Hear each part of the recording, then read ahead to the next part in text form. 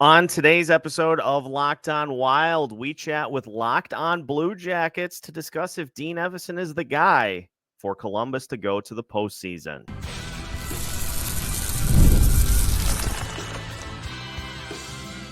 You're Locked On Wild, your daily podcast on the Minnesota Wild, part of the Locked On Podcast Network, your team every day.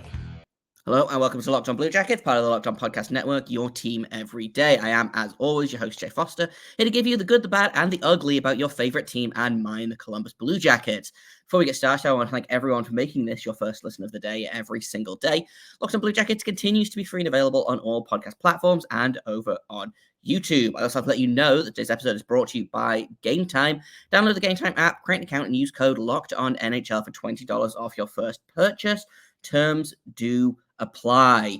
Like I said at the top of the show, it's a squad cast because Blue Jackets have a new coach. So who better to come and talk about the new coach than the guy who covered him when he was the old coach? So we've got Seth Topol of Locked On Wild here, and we'll just go ahead and bring him into the studio. It's been a million years since Locked On Blue Jackets and Locked On Wild has done a crossover, and I feel like we should do more of them because we are expansion buddies. But good to have you back on the show, Seth. I know that you've kind of been following the Evason rumors as he was one of the finalists in Columbus. So let's just get straight into it. How do you feel about this hire for Columbus? Columbus is at in their process, because obviously the Blue Jackets have been, they've been a team that is amassing young talent, and they need somebody to kind of lead the way. And it's interesting because the moment that Don Waddell took over, kind of overseeing the direction of the team, just kind of the dots started to connect with me. Okay, Don Waddell's a little bit of an old school guy. Dean Evason certainly fits that bill as well. But the most fascinating thing to me for this whole process, Jay, was the fact that they were having to negotiate with the teams of the former employers for all of the different coaches that were involved in this. You had Kyle McClellan of the Los Angeles Kings, which, by the way, when I found out he was making $5.5 million, I was like, okay, that's a lot. That's a lot of money. But then, you go to Jay Woodcroft and you go to Dean Evason as your finalists, and it just felt like they were a good match for kind of the time in which they were most involved in the game. And Dean Evason, he was a bruiser. He was kind of a fourth line guy throughout his NHL career. And he has embraced the chip on your shoulder mentality as kind of his the way that he coaches when he is behind the bench. Revered by players here in Minnesota for his handling of them. Pretty much everybody here loved him, and so a good players coach, but a guy that I think if you look at the way the NHL is going, with putting more and more emphasis on speed and skill, kind of running antithesis to that with an emphasis on physicality and trying to play a style that slows and wears down your opponent. So that's going to be my biggest question mark is how does that work, considering what we just saw with Minnesota. Now, obviously, there were playoff aspirations in Minnesota, which was part of the reason that that he was shown the door, because 5-14 start, it's hideous. And so oftentimes your coach pays the price for that. And you and I think you hit it right on the head with before we hit record as to kind of the process of this. Is I feel like Dean is a good fit to bring direction to this team and to kind of to get them on the right path. But beyond that, it may be that a couple years down the road, Columbus is looking for the guy to really get them there. He can get them in the right direction, but I don't know if Dean is the right guy to get them to the ultimate goal. Yeah, 100%. And that's kind of something that I've been thinking about a lot in this coaching search is none of these options, except for potentially Jay Woodcroft, have been long-term answers for the organization. And it does make me wonder, okay, 2 years later, is the guy that Don Waddell really wants to hire going to be available then? They've got a great coach in the AHL right now in Trent Vogelhuber. Are they waiting for him to be ready to take a step? This is a short-term solution to kind of bring the Blue Jackets kind of back into I don't want to say relevance, but to bring them back into kind of just literally not being a lottery pick, I think is what the goal is next season, is to not finish bottom 10 in the league. Not necessarily to make the playoffs, but to get a step closer. It's interesting that you talk about him being a really good players coach and being kind of revered in Minnesota and also being that kind of fourth line grinder guy. And it made me think a little bit about the John Tortorella effect in Columbus of kind of came in, changed the mentality of the team. They also had that kind of chip on their shoulder, physical, heavy defensive play under Tortorella, and it worked for them. I don't know that it'll work for this iteration of the Blue Jackets, but I'm also willing to concede that Don Waddell probably knows what he's doing. He's been a successful GM for a long time, and I'm willing to give him the benefit of the doubt, The one question I kind of have is, I have lots of questions, but the one question I have right now is, what was your opinion of Evason like with the youth in Minnesota? I know that they're not like a super young team, and they haven't been a super young team for a while. But with the young players that did kind of come in, obviously Marco Rossi arrived, Brock Faber this year. I'm blanking on literally every young player in Minnesota, but how was he with the young players in Minnesota? Because I think that's the biggest question for me right now is that Columbus is a team of babies. They need a coach that's good with young players. Well, it's interesting because Marco Rossi's first year was one that saw him used in almost he played mostly a third or a fourth line role under Dean Evason. In that first 20 games that he played, he had 1 point and was sent down to Iowa to try to work on some of those other areas of his game. Now, it's obvious there were a lot of factors that went into play with that whole situation, but I feel like one of them was there wasn't necessarily an opportunity given to him to see if he's capable of being a top 6 guy. This past season, he was given those opportunities in credit because he put in all the work in the offseason, and he was a top 6. He was a second line, borderline, first line center for the Wild pretty much all season. And so I think on the youth side with Dean, I think he is more of a vets coach, a veteran players type coach, which is why, as we'll talk about later in the show, I am just going to be fascinated to see if this leads to a potential trade between these two teams so that Dean can get what I would call his security blanket back in Freddy Gaudreau. So that's what we need on this team is a second Gaudreau. We'll talk about that a little bit later on, but he put a lot of trust in his guys to get the job done. And sometimes those were not the young players. And so it is interesting because I think that's the one spot that is going to be a question mark for this is it's a very young Columbus team. And so has Dean learned from what happened in Minnesota? And to be honest, let's not throw out the fact too that the Wild have been operating under massive cap constraints over the last few years. I forgot that they were still paying $15 million for the corpses of Zach Parise and Ryan Suter. But so we definitely should expand upon that because that was a cloud that was hanging over this team over his tenure, and they still were able to put together multiple 100-point seasons, the best season this franchise has ever had. And so that's got to count for something too. So that is the one question mark I would say, Jay, is that I just am going to be interested to see how he handles all those young players, because you're not talking about just like rookies that are getting their first opportunity. You're talking about like potential franchise cornerstone guys that are going to be a huge part of the future of this team. And so he's going to have to put a little trust on them to be able to develop and to be able to, do their job. We know a lot about rookie players. They make mistakes sometimes, but more often than not, they learn from them. And it seems like coaches, for the most part, just would rather go with veteran guys because they're not going to make those same mistakes per se, but they may not necessarily be the better player.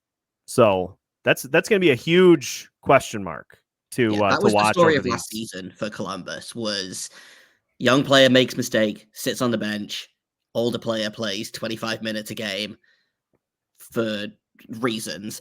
But I want to get more into this cap situation because, again, it's something that I only realized literally as I was recording a kind of short reaction episode immediately prior to this. I was like, oh, wait, they're still paying Parise and Suter. So I want to talk about that and kind of the handcuffing of the roster that he worked with there. So we're going to do that in just a second here on Locked On Blue Jackets.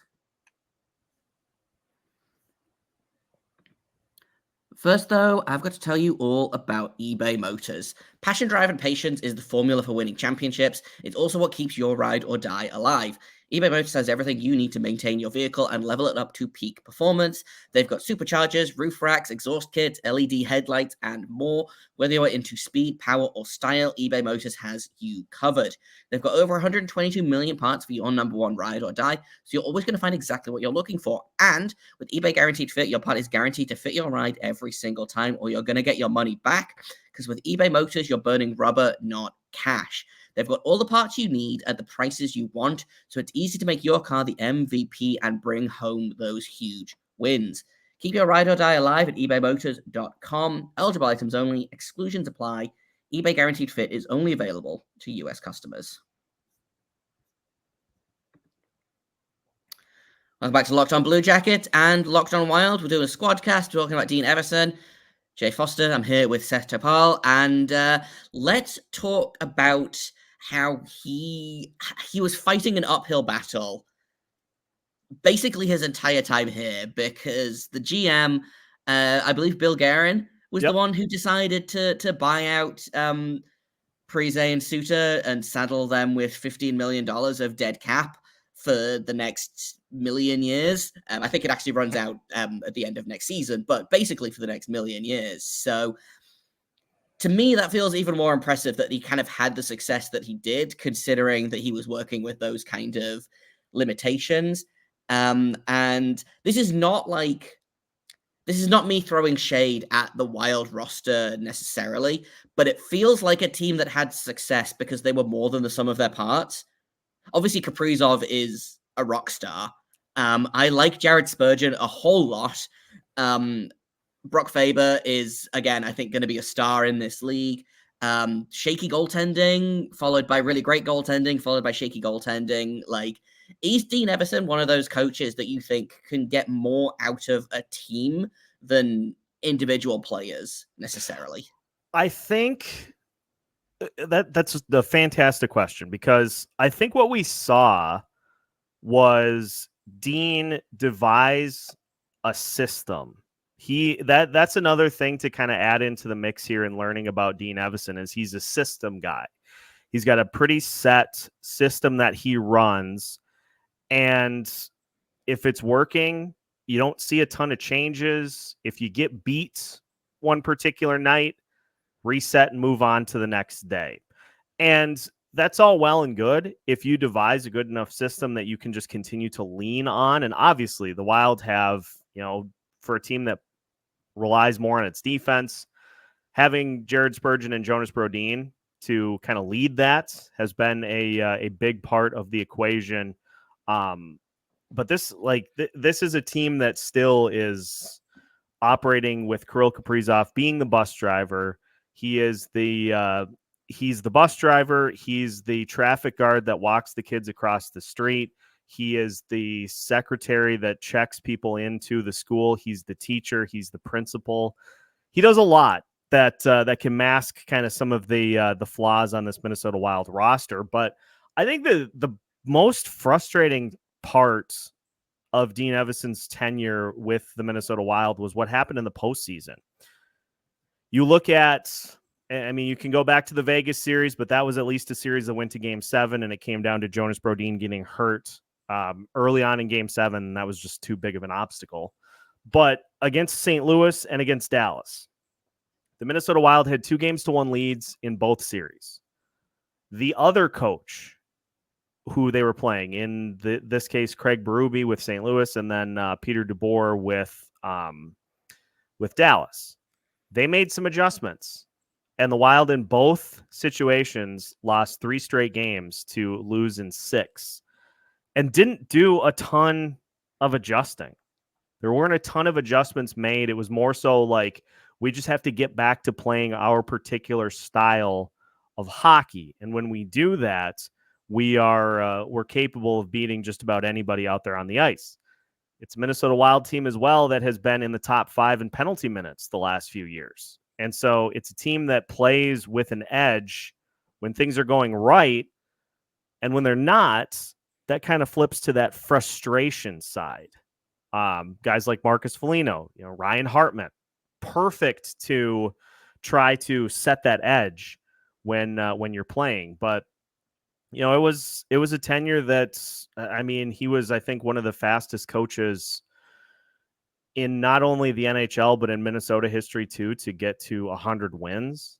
I wish I would have looked that stat up before just throwing it out there, but he was one of the fastest to reach 100 career wins as a head coach. And that is the result of having a great roster too, but that's also the result of putting something together that clearly works. So it's going to be, if I can kind of paint the picture for Columbus fans, it's going to be a slower style of hockey. They're obviously with Kirill here. He's never going to play slow, but it's a little slower style of hockey. It's more physical, with the aim of trying to wear opponents down and really capitalize in the third period in tight games. Try to keep the games tight, capitalize in the third period, and win games, 3-2, 4-3, in those in that kind of range. It's interesting that you mentioned penalty minutes there, because something else I wanted to kind of touch on was special teams, because the special teams in Columbus they exist technically. They've been marked present in literally in special teams class. They get full marks for attendance and 0 marks for effort. If we can continue this kind of school metaphor that you started a little while ago. I don't know why I went that route, but let's just keep going with it. Just moves you. Yeah. What are the chances that the Blue Jackets will learn how the power play works under a guy like Dean Evason? I don't know off the top of my head. This is something I should have looked up. Did they keep the assistant coaches with Evason, or did they all go? What are the chances of him bringing his own assistants into Columbus? Now that's fascinating, because when Dean was let go, the one assistant coach that was let go with him was the penalty kill, Bob Woods, who has gone to Seattle, and now he's running the power play for the Kraken. So it really is just, it's an interesting situation, because you wonder if any of the guys, I mean, Bob Woods obviously has a job, but you wonder if his staff will feature any current Minnesota Wild assistants or former Minnesota Wild assistants that then would allow now head coach John Hines for the Minnesota Wild to add maybe somebody else that's one of his guys to the Wild staff. But the power play throughout the last few years has frequently been over 20%. It has been top half, borderlining on top 10. I think one time. You don't know what Blue Jackets fans would do for top 16 power play. Yeah. Even middle. I was going through that entire crisis all season with the penalty kills. Like, I don't need a top 10 penalty kill. I'll take I need it to be competent. Yeah, That's I all I'm need it asking for. to not be abysmally, like, historically bad.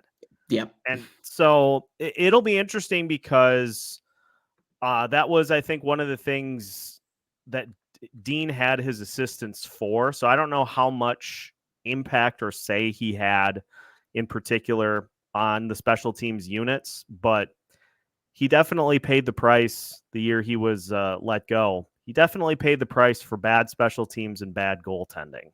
So it'll be interesting because I really am not sure which direction he will go for his assistant coaches, but I would imagine he is going to try to get somebody that is as adept as possible at running that power play to try to boost those numbers. Because yeah, we're like the opposite sides of the coin from a power play perspective, and then on the Wild side from the penalty kill perspective, and it's just like it's two faces coin, except both sides are Both sides are bad. Yeah. Yeah. I mean, I will say the Blue Jackets power play and penalty kill was just abysmal last season. So like if we can bring one of those up to like average, fans will be dancing in the streets. Yeah. We teased a little bit earlier. We're going to talk about Dean Evason's security blanket in just a second here, but we're going to take one more quick break on this special crossover edition of Locked On Blue Jackets and Locked On Minnesota Wild. Let's talk about game time because the MLB season is in full swing. I love to go to baseball games and mostly just have a couple of beers and yell at the pitchers, which, as I understand it, that's just kind of the American dream. Funnily enough, the only MLB game I've actually been to has been in Minnesota. I went to a Twins Guardians game. I had a great time.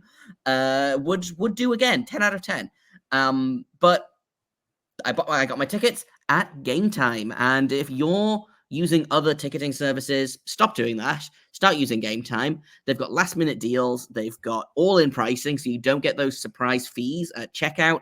You get views from your seat. They've got their lowest price guarantee, which means that if you find tickets in your section and row for less, Game Time will credit you 110% of the difference. And they've got the most flexible customer service policy in the ticketing industry. So take the guesswork out of buying MLB tickets or any kind of tickets, really, with Game Time.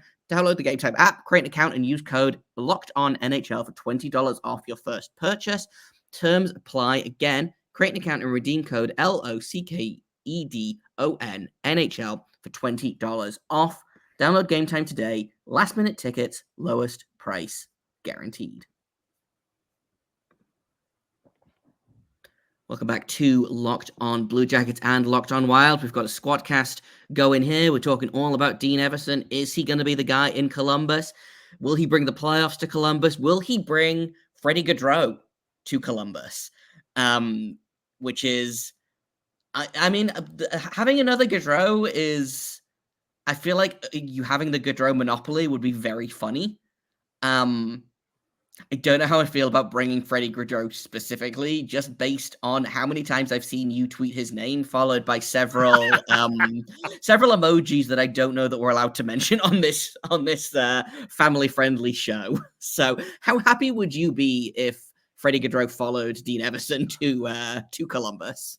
I would be ready to build a statue of Bill Guerin outside XL Energy Center for making that happen. But the reason this is intriguing to me is because there were whispers, there were smoke signals about a potential Patrik Laine to Minnesota trade.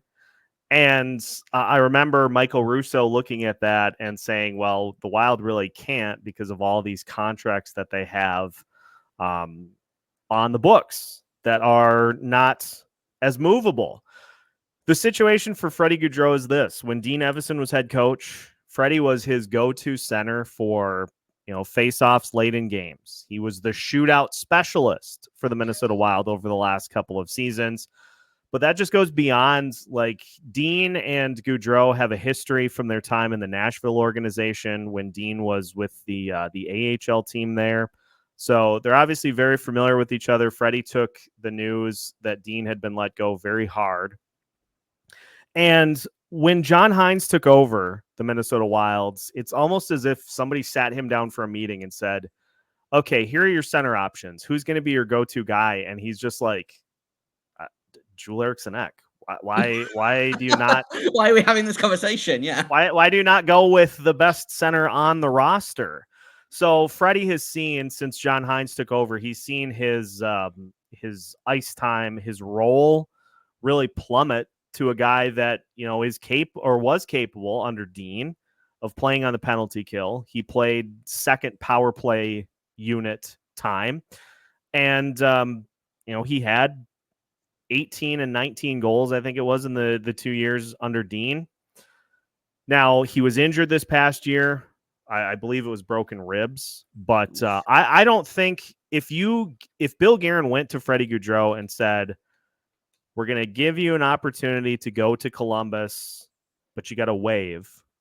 I don't know that he would say, no, I want to stay here. He may look at that as an opportunity to go back to the guy that really put a lot of belief in him and try to get himself back on track.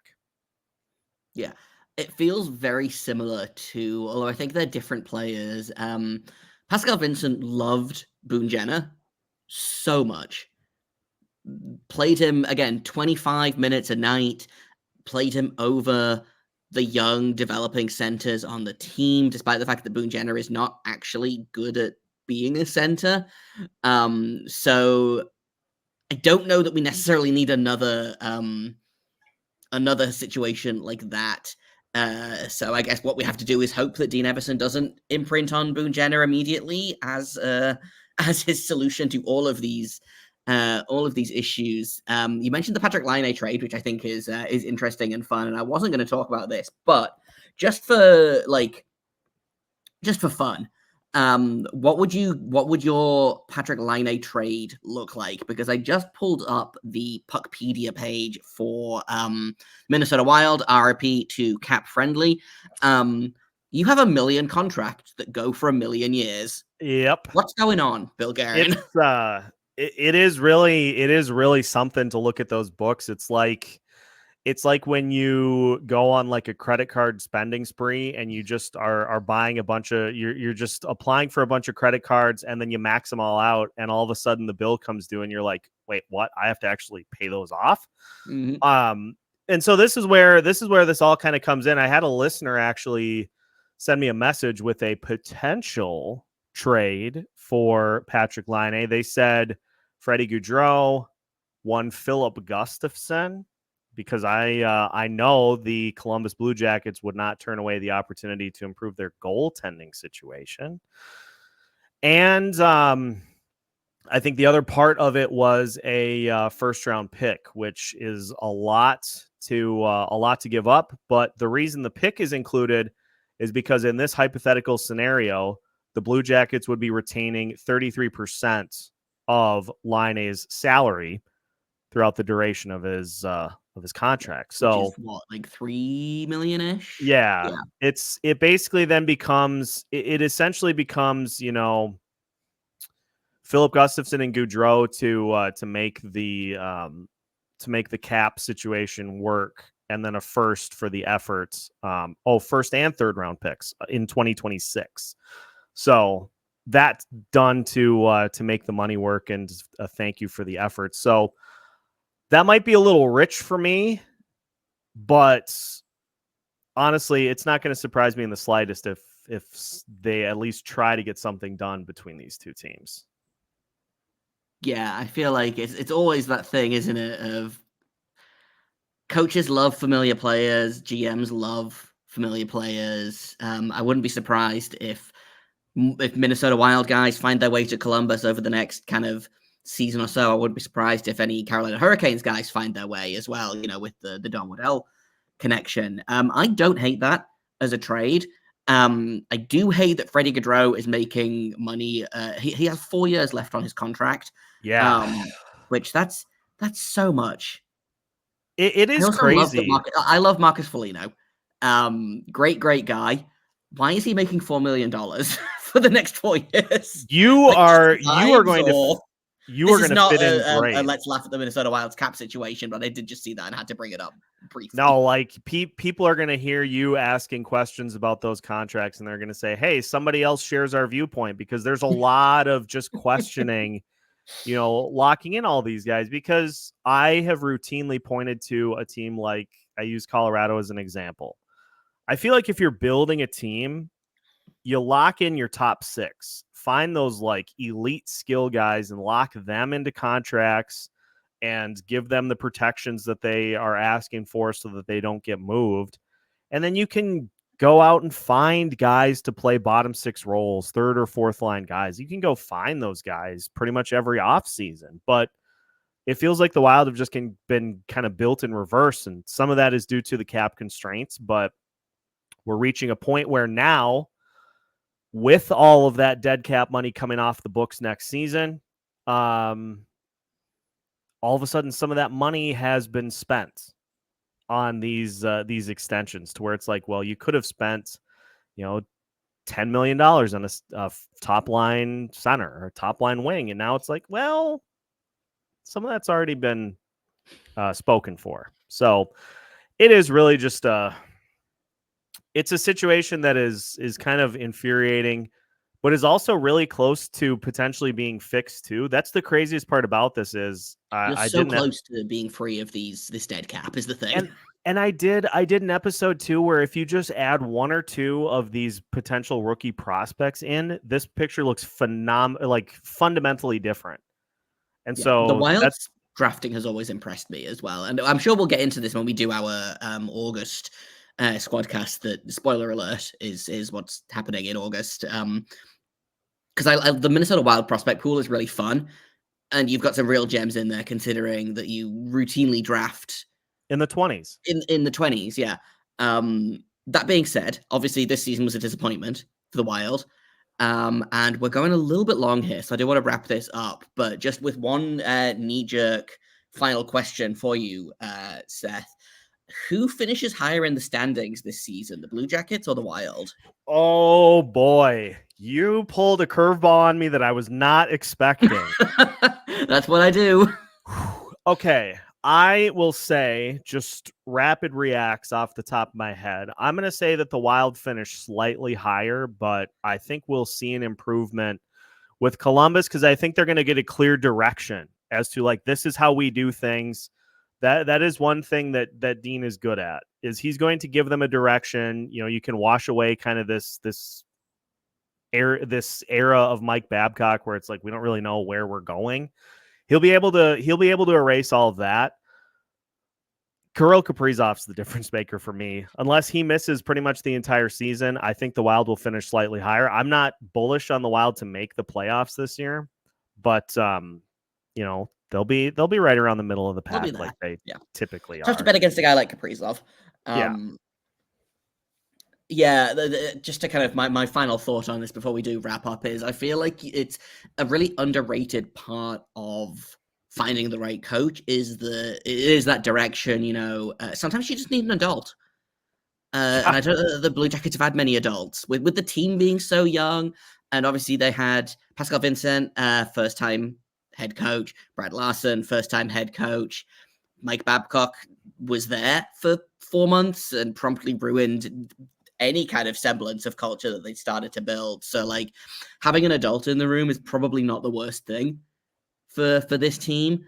But if people want to learn more about Evason, because I'm sure you'll probably touch on him in future episodes on Locked On Wild, or if people want to catch up with the Wild in general, again, expansion buddies. We got to stick together. Where can people find you and your show online, Seth? Well, I will not pull a Mike Babcock and show people on their phone specifically. You can head to just search Locked On Wilds. That's the nice thing about all the socials is they're all just Locked On Wilds. Got all the good ones. So just search Locked On Wild. You'll find all of our socials. We're going to be getting some fun, exciting bits going on here in August. So stay tuned. But we're just continuing to crush the off season. A lot of talkers in the most bleak part of the off season.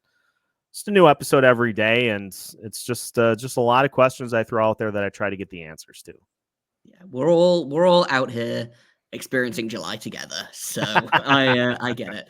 You can find me on Twitter at _Jacob Foster. You can find the show at LO_Blue Jackets on Instagram, on Twitter. If you have comments, questions, criticisms, email me at lockedonbluejackets@gmail.com. Thank you once again for listening, for making Locked on Blue Jackets or Locked on Wild your first listen of the day. And if Locked on Blue Jackets was your first listen of the day, go ahead and make Locked on Wild your second listen of the day. And if Locked on Wild was your first listen, go ahead and make Locked on Blue Jackets your second listen. But that's it from both me and Seth. And we'll both be back with a fresh episode tomorrow. But until then, everyone, make sure you stay locked on.